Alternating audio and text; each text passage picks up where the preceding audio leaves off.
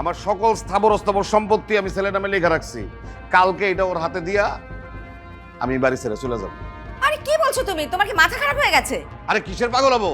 আমার জেদ সম্পর্কে তোমার কোনো ধারণা নাই মরিয়ম?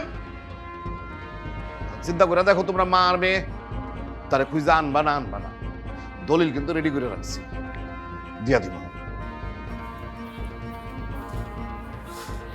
আমি বাবা সব কি বলে গেল? তোর বাবার জেদ সম্পর্কে তো তুই জানিস। এখন যা, জামাইকে তাড়াতাড়ি খুঁজে নিয়ে আয়। তুমি ওই গেও ভূতটাকে জামাই বলতেছো? আর বলবো না, বিয়ে যখন হয়ে গেছে অস্বীকার করা যাবে? যা, সম্পত্তি সব দিয়ে দিবে। আল্লাহ, কি যন্ত্রণার মধ্যে পড়লাম আমি।